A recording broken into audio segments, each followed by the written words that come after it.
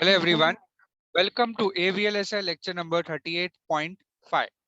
So today we are going to discuss about single stage integrated MOSFET op-amp. So let's begin. So let's start with single stage op-amp with differential output. In fact, the circuit which you see in front of your screens, we have covered in AVLSI lecture 33.1. So this is my single stage op-amp with differential input. The inputs are applied V in 1 and V in 2, which are differential in nature, to the gate terminals of M1 and M2, which are NMOS transistors. And your load is your PMOS current source load, which is forming M3 and M4 is forming that PMOS current source load, where VB biasing is making sure that M3 and M4 are working in the saturation region, and output is taken across the drain terminals of M1, M2, M3 and M4, right? So it's a differential output, and we have a capacitor CL connected as a load capacitor, right?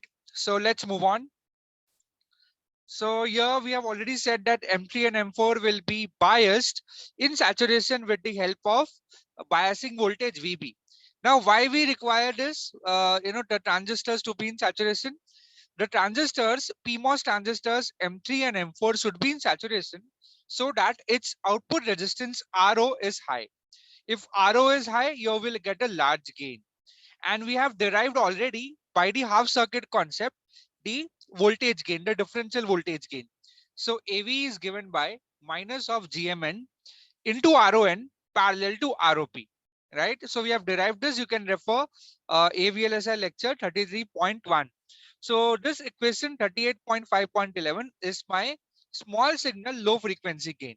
And this differential voltage gain is given by dV out minus, D out 1, V out 1 minus V out 2 divided by VID. Now what is VID? VID is nothing but V in 1 minus V in 2.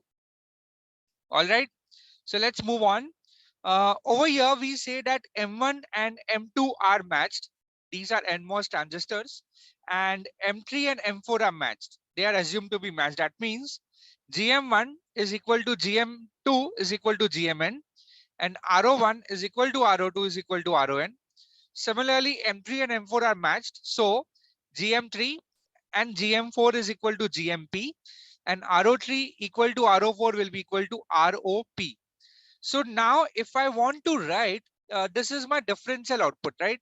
If I want to write a single-ended gain, output gain, so what it will be, we know that for going from differential to single-ended, the gain will become half. So really the gain over here is becoming half. It's minus GM1 into RO1 parallel to RO3 divided by 2. So let's understand why the gain over here will be half. So first of all, your gain is V out 1 divided by VID.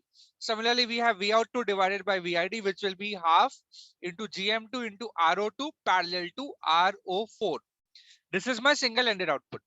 Now, why the gain for a single-ended output will be half? For a single-ended output, we are calculating across V out 1. Okay, so what is the current flowing over here? Current flowing over here is ID1. So ID1 is actually half of ISS. Okay, so your current is becoming half. Your GM1 is reduced by a factor of 2. Therefore, the gain is becoming half. Understood? Clear about this? So what's the limitation of this? That is the limitation itself, that your single-ended output results in the reduction of gain by half. Okay, and over here, if we use this circuit in nanometer technology, the small signal gain hardly exceeds 10. So that's another problem. And the third problem is that we require extra biasing circuit for, VB. Okay, so to generate the VB voltage, we will require extra biasing. So that's another problem.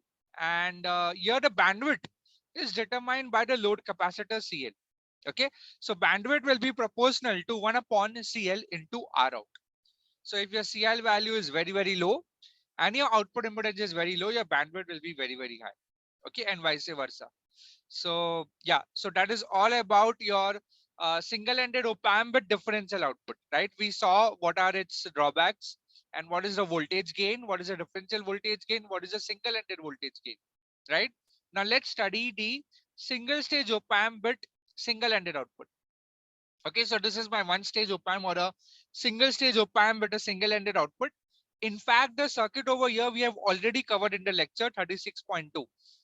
So anyone can guess what is this device called as, shown in the figure 38.5.1? Yes, correct. It's a 5 transistor OTA. It's called as a 5 transistor operational transconductance amplifier, right? It consists of M1, M2, M3, M4, and also M5 transistor is there, which will be replacing this ideal current source ISS, right? So over here, the input devices are M1 and M2, and the current mirror is formed between M3 and M4, which is your PMOS current mirror. Okay, your M3 transistor is diode connected, therefore it will be in saturation. So let's learn more about this circuitry. So as you can see very clearly over here, since M3 and M4 is forming a current mirror, your ID3 will be equal to ID4. Okay, if M3 and M4 are matched together. So that means your W by L of 3 should be exactly equal to W by L of 4. And here, if you see one more thing, that M1 and M3 are in series. So the current flowing through them will be same. That means ID1 will be equal to ID3, and ID2, since M2 and M4 are also in series, ID2 will be equal to ID4.